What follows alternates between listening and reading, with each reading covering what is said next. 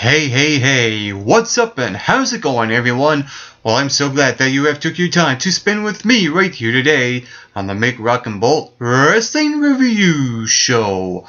I'm your co-host, Mike McRock Wilson, and last night was TNA Impact Wrestling, and I thought one of the greatest highlights on last night's show was absolutely Rockstar Spud.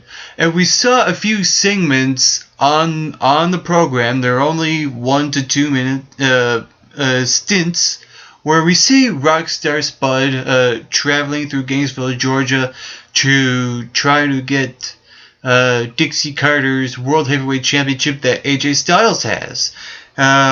What we saw was Rockstar Spud heading his way to Gainesville, Georgia, getting lost in Gainesville, Georgia. We see him meet a stranger at some sort of rest stop, trying to get directions to AJ Styles' place, and the stranger told him that his friends are just, over this way where his friends hang out. So he goes over there, and he goes into a bar that the stranger told him about, and what happened was that we saw Rockstar Spud get up on stage and try to be entertaining, as a singer trying to sing some sort of rock song. And you know what I really like about Rockstar Spud was his bow tie as well. It was really rainbow bow tie, nice touch on his character. He's a real doofus, and it works for his character. And I think that that whole thing with Rockstar Spud was absolutely one of the great highlights. Him getting the slap in the face with the beer, with the melon in the beer bottle, and from the from the waitress at the bar. And then shortly after that, when he got to AJ Styles' place, it was just all out, flat out great comedy. Rockstar Spud opens the door, using the card. He's like, yes, I got in. And then he goes over, opens another door inside the home, and there's nothing in there. He closes it. He trips over the moose head that was on the chair, and then falls onto the guitar, makes a big loud strumming noise, and he goes, shh. I love those little things like that. I thought they were quite laughable, quite entertaining. And then he sits on the couch, puts his legs up, and then sees the World Heavyweight title belt. And when AJ Styles came down, Rockstar Spud was in the fear of his life. The two of them talk. It was reminiscent of the old cartoon days of Tom and Jerry. And I think that was one of the greatest comedy segments on TNA. And usually every week on TNA they give us great comedy. For example, last week, not last week, but a couple of weeks ago with the Aces and Eights funeral, now we have this great skit with AJ Styles and Rockstar Spud, and it worked. The way they were going back and forth was absolutely great to see happen. And we saw the two of them with the title belt trying to grab it, one going in, one going out, and then Rockstar Spud just hightails it out of there. Overall, that was a great highlight on the part of TNA.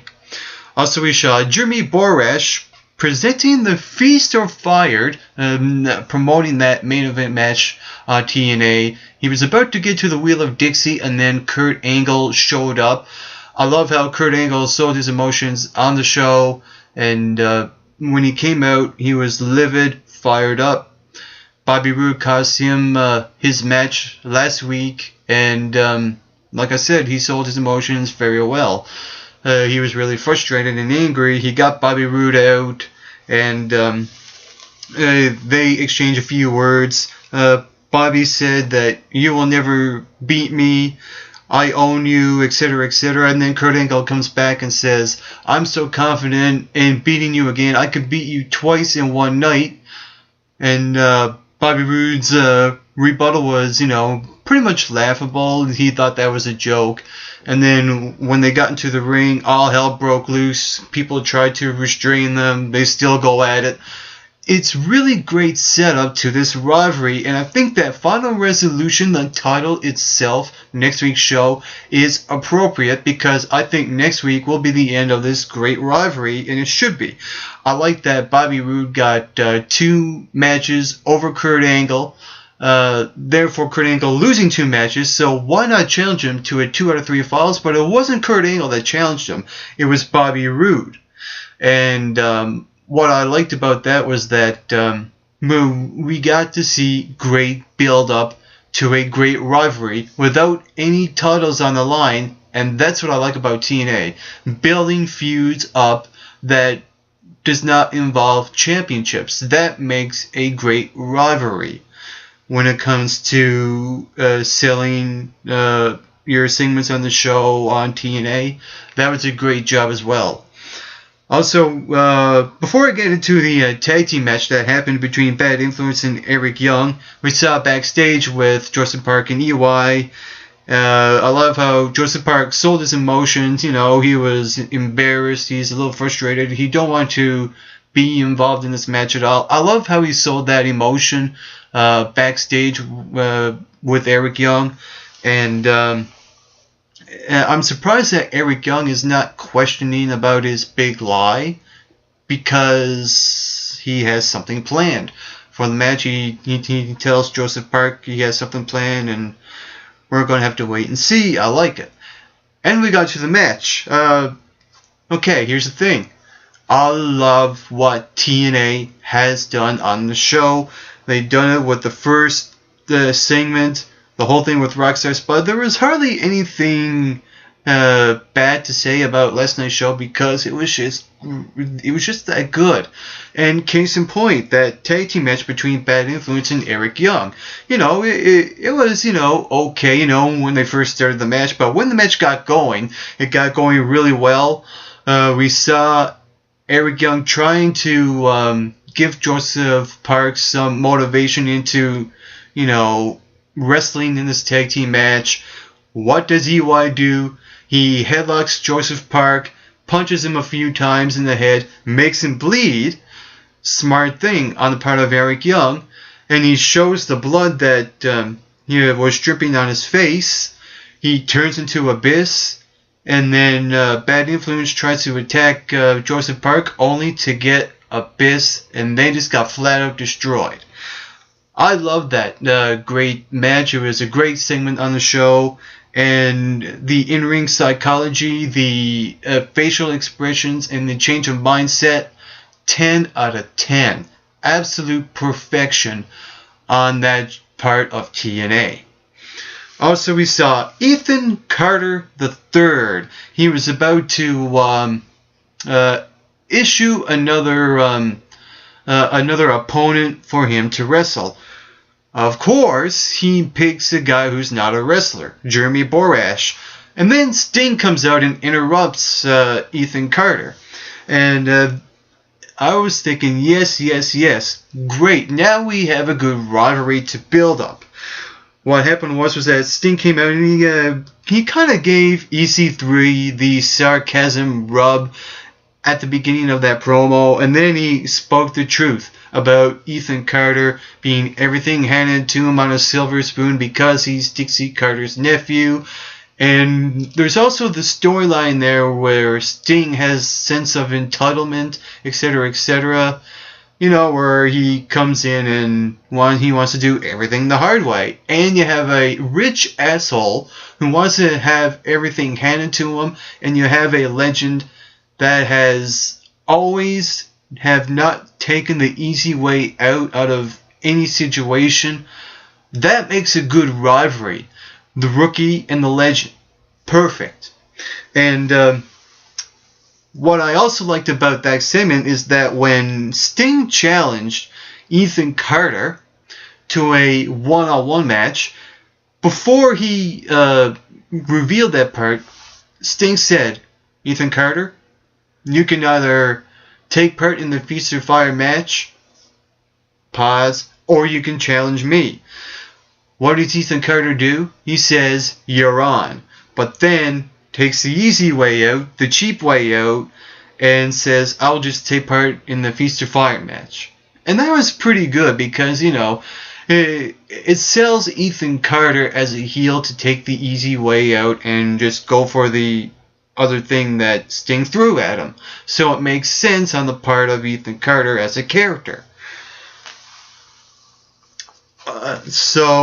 And now I am going to get to the Feast or Fire match, and I have my own opinion on what Ethan Carter did, and I'll, like I said, get to that later on this review.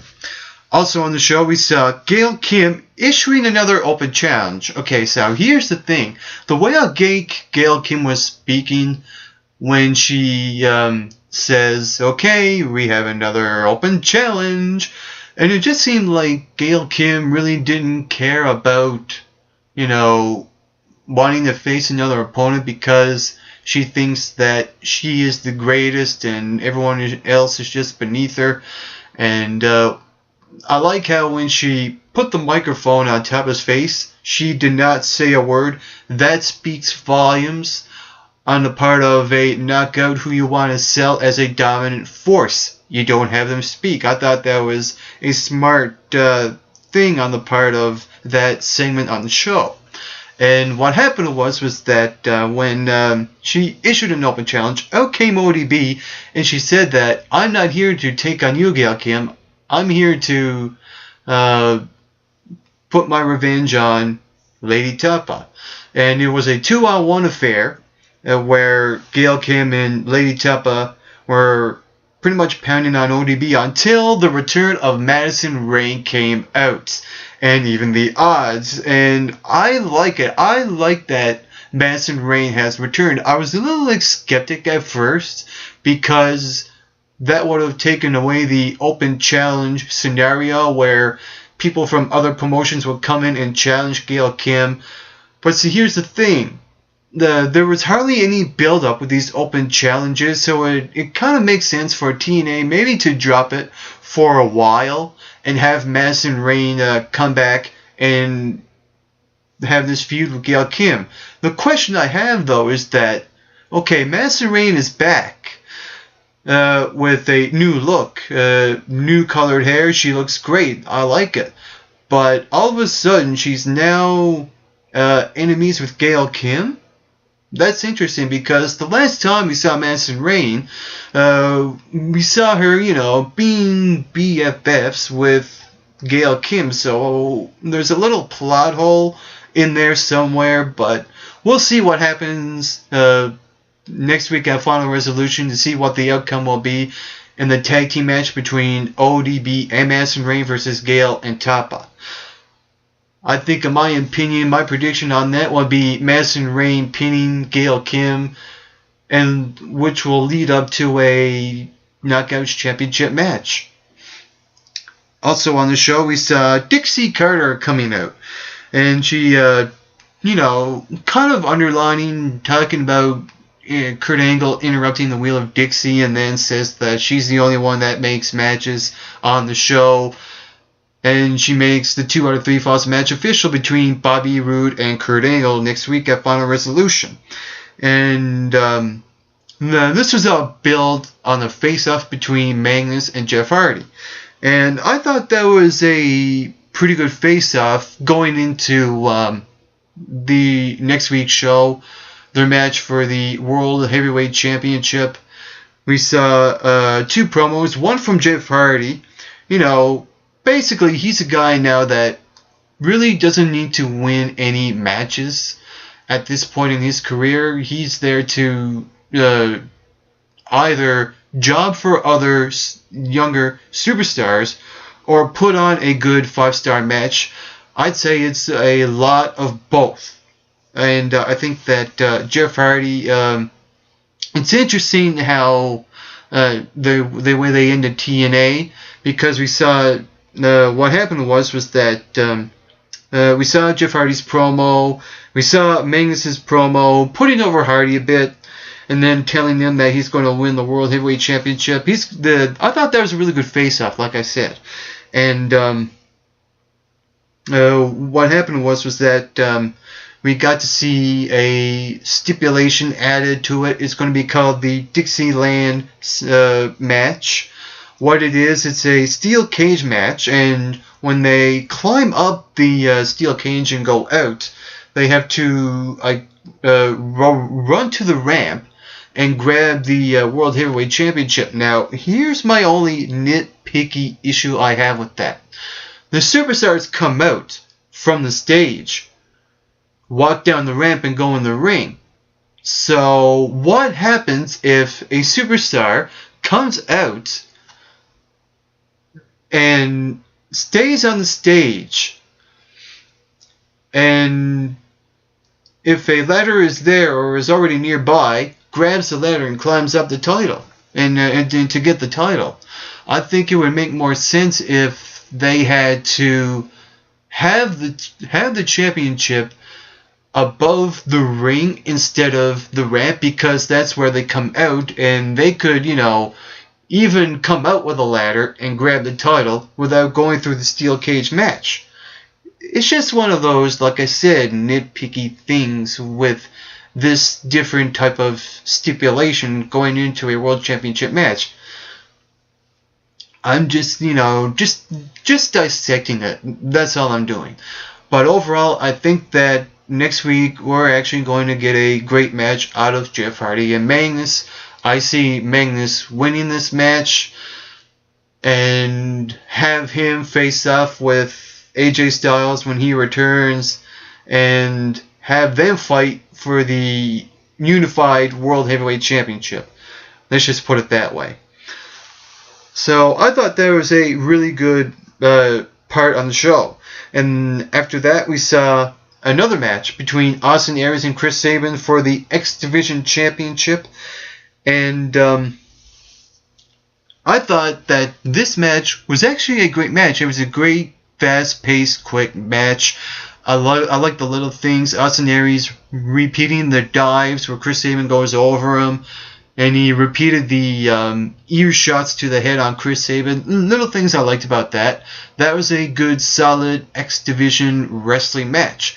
The only issue I had with that, it just felt like a random title change when Austin Aries beat Chris Sabin. We saw Velvet Sky kind of saying, should I not go in and help Chris Sabin win this match? So, we saw that, play out actually pretty well. It was just the fact that it just feels like this match was thrown in. It was a random title change with no story, no build. The only thing I hope for is that when Chris Sabin gets his rematch, they actually put a story in there with the title, along with Chris Sabin and Austin Aries. That was just the only issue I have. It just felt like this was a match that's been thrown in with no build-up, random title change, but a good, solid X Division wrestling match. Also on the show, I thought it was one of the greatest things, one of the greatest segments that happened on TNA. It was just before the Feast or Fire match when Mr. Anderson came out, and he introduced himself on the stage, and then out from the shadow, remember, little things matter. Out from the shadow, the way Bully Ray creeped up on Mr. Anderson with the sweater and the hood up and attacked him from behind was very eerie. And he power drived Mr. Anderson on the stage, grabs the microphone that Anderson dropped down, and he cut a really good, creepy, eerie promo. He talked about fear, about good and evil, and his pregnant wife. I thought overall, Bully Ray was channeling his inner Raven. It was a new Bully Ray we've seen on the show, and the way he sold his emotions was absolutely genius, absolute perfection. I actually cannot get over how great that segment was. Goosebumps. And I strongly believe that if you do not get goosebumps on that segment, there's something wrong with you. I think that was the greatest segment that happened on TNA, and I think that was segment of the week. And I'm actually looking forward to seeing what's going to happen now with Bully Ray and Mr. Anderson. There's also that mystery factor as well. What is Bully Ray talking about? If TNA decides to go the group route on this story, I don't know about that, because TNA can't have a group for 6 months and have another group again. Well, you get what I'm saying, but just from this segment alone, I love this build-up between this renewed rivalry between Anderson and Bully Ray. It's not even over by a long shot. I'm looking forward to seeing what's going to happen, because Bully Ray has now added that mystery of what he's talking about, and I'm really excited to see if anything is going to happen next week at Final Resolution. So with that being said, up next on TNA was the Feast or Fire match. And I thought this was a great way to close off the show. What happened was that right at the very beginning of that match, we saw Curry Man in the ring. He looks around and he says, "I'm out of here." So he's not going to be competing in this match, and I like it because the last time Curry Man was in the Feast or Fire match, he ended up getting the pink slip. So he is just not going to take that chance right now. And it just made perfect sense on the part of Curry Man to leave the ring and not compete in this match at all. Because really, this match is a gamble. This is like going to Las Vegas and trying to win the lottery. Because the house always wins. So, it's a gamble to, okay, which briefcase am I going to grab? I'm going to grab number 2. What happened on that show was that we saw a good, fast-paced match on the first part on that Feast or Fire match. We saw great athleticism from Dewey Barnes and Norv Vera. I thought those two were the highlight of that match. Flying out of the ring, diving on their opponents, and we also saw them again double suplexing Hernandez off the top rope. I thought they were the win of that final match on TNA, and we also saw Ethan Carter III grabbing briefcase number 3. Now, Ethan Carter was forced into this match by Sting. Now, if I was a rich asshole and have been forced into a match where it's a gamble to get a briefcase where you could possibly get a pink slip, what I would do is just let anyone else grab a briefcase, all 4 of them, and not I would just not, bother going up there and get a briefcase. That's what I would do if I was a rich asshole. So I thought Ethan Carter grabbing a briefcase in that Feast or Fire match was kind of out of character. But we'll see what happens, because if that is a pink slip that he has, I could see it coming. He can be fired. Dixie Carter will rehire him. I can see it from a mile away. Also, in that Feast or Fire match, we saw Zema Ion grabbing case number 2. Now, like I said, that unpredictability factor can also kick in. He could also have the pink slip. But I think that it's too soon for even him to leave TNA, because he actually looks really good with the Bromans as their DJ. So I think with that being said, he could easily have the X Division Championship briefcase. And the also little thing I like about Norv Vera, going back to those two, Norv Vera and Dewey Barnes, them going to the wrong corner, then this is a corner where the briefcase, where Ethan Carter took the briefcase, so we have to go to another corner. Little things like that I really enjoyed. And then shortly after, they got 450 by Austin Aries. Like I said, those two were the highlight of the match. And what also happened was that we saw Chavo Guerrero grabbing case number 4. Now, he could easily have the Feast or Fired, Pink Slip, or the TNA Tag Team titles. Chavo will probably, choose Hernandez to be his partner to take on the Tag Team Champions. That could happen. Or Chavo Guerrero has the Pink Slip. I don't know if Chavo having the World Title briefcase would be credible enough as him as an opponent. But we'll see what happens next week. And before the match even ended, we saw James Storm about to grab the final briefcase, and we saw Gunner behind him. And what happened was that Gunner caught Storm the briefcase, climbs up the corner, and grabs the briefcase. He got a little booze. He generated a little bit of heat from that. He kind of turned on James Storm because James Storm was about to get the briefcase. But see, here's the interesting thing.